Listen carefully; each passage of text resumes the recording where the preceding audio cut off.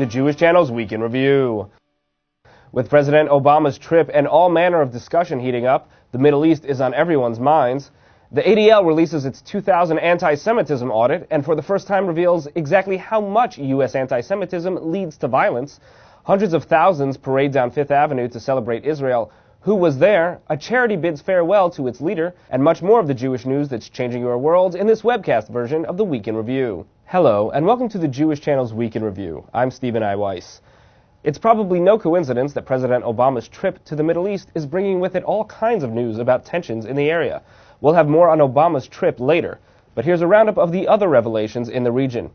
The major dividing line on peace between Israelis and the Palestinian Authority controlling the West Bank could be Jerusalem, and Israel shouldn't expect any concessions from PA President Mahmoud Abbas.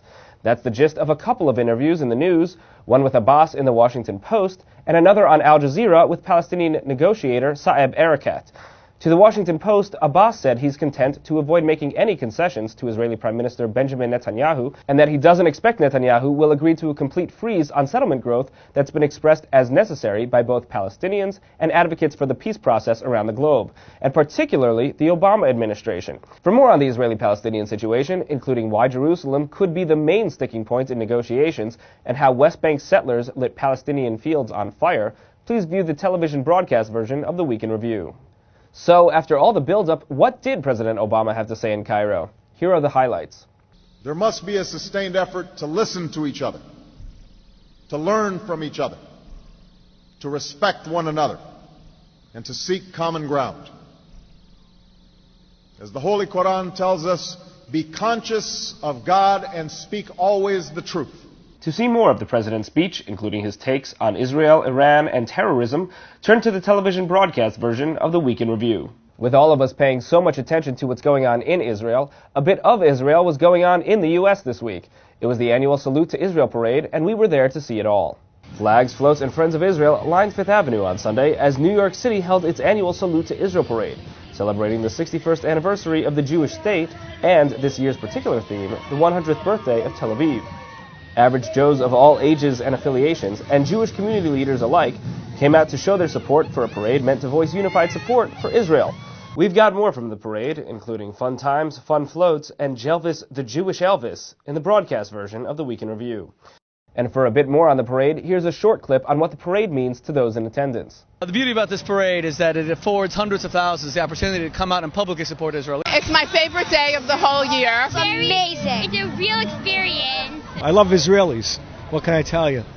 It means a lot. It means, our heart is with Israel. We stand with it. To show our support for Israel and to have some fun. I was here to support my people and create picture opportunities. The American Jewish community has a very important role to play at this particular critical time. It's a great turnout for everybody. Just a great way to be out here with New York City, bringing out the young folk. You get to march and support Israel. It's fun to see all the Jewish people march. It's so nice seeing the crowds and they're all being like, yay Israel, and then you're like, oh my god, yay Israel too, and it's so unified and great. It's just seeing a lot of people who support Israel together, and I think that's something special. Of course, everything is not all roses for Jews here in the United States. But even the rain clouds have a silver lining, according to the Anti-Defamation League, which released its annual audit on anti-Semitic incidents in the U.S., finding that incidents decreased 7% between 2007 and 2008. This is the first year the ADL put a number on the amount of specifically violent acts against Jewish people, which totaled 37. If you don't enjoy anti-Semitic incidents, you might be best off avoiding New Jersey, which topped this year's list of states with the most incidents at 238. However, of the 37 violent incidents, New Jersey only had 1, while New York had 10 and California had 9. However, only 12 states in total had any anti-Semitic violence, which means that 38 states are relative safe havens. Unfortunately, the 7 states with the largest Jewish populations did make the list. But the other 3 states in the top 10 for Jewish population, Massachusetts, Maryland, and Ohio, all were anti-Semitic violence-free in 2008. Also this week, one charity for the elderly said goodbye to its leader. Margie Rauha just returned from a month-long absence, and she has that story. Celebrating 33 years of dedicated service to the elderly, Dorot, a Jewish volunteer organization that offers food and companionship to aging seniors, hosted its annual benefit dinner at Columbus Circle Monday night. With hundreds in attendance, the event drew a turnout that pleased organization insiders.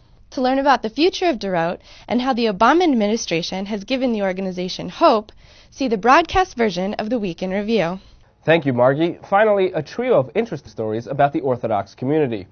First, a campaign to have ultra-Orthodox Jews join the Israeli military is being touted as a success.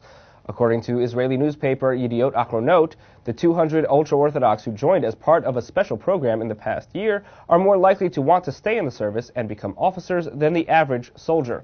This is noteworthy because the ultra-Orthodox rarely join Israel's military, using a special religious exemption from the draft. Second, kosher-keeping Jews could be eating more candy in the year 2011. The Food and Drug Administration is now requiring food manufacturers to prepare to fully describe the use of insect extracts on candy. The use of some insects to produce coloring in food products is considered by most Orthodox rabbis to render the product non-kosher.